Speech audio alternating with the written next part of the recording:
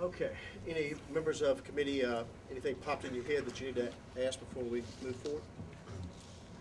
Do we have a member from our health commission or inspection commission?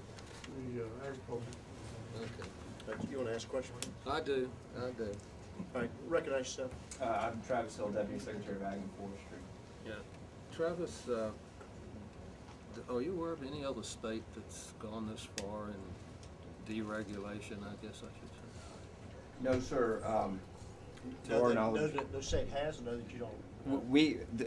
VDAX has done the research. We don't believe there's any other state that's gone as far as this to remove all impediments or all regulations.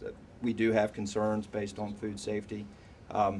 We'd be happy to work with the delegate on finding other ways to bring on-farm income. We think that's important. We're interested in promoting those things, but we are concerned about food safety here.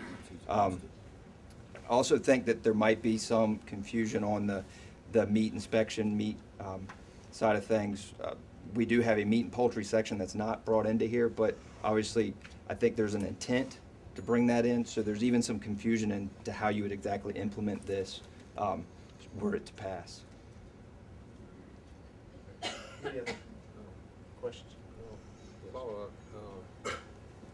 Could this bill have any impact on our agreements with the federal government on meat inspections or dairy inspections? I can let Dr. Wilkes here answer some questions. I think part of the concern is if it's interpreted to allow the sale of these products without inspection, I believe that is a concern. But So Dr. you'll Wilkes let is. him in the door so he can. Dr. Wilkes. Yes, sir. I am Richard Wilkes with the Virginia Department of Agriculture and Consumer Services, where I'm the Director of the Division of Animal and Food Industry Services and the State Veterinarian. I wasn't as good at practice as Dr. Massey, so I had to look for another way to go. As far as your question to if there would be consequences for our meat inspection program, yes, sir. If the intent of the bill is to allow the sale of meat without any inspection, we would lose our equal to status that we enjoy with the United States Department of Agriculture and the Food Safety Inspection Service. When we lose that status, the Food Safety Inspection Service would take over the inspection responsibilities. So the producers would be under the same set of regulations as our people are currently enforcing. And we would lose the capacity to help a lot of the small state and what we call Talmadge-Aiken plants that now are qualified to ship product under inspection. The FSIS would not have the capacity to help those people to the degree that our producers do. So do any other states let the feds do the inspections? Yes, sir. About half are under federal inspection, about half has some type of state programs, and there are 3 or 4 variations on that.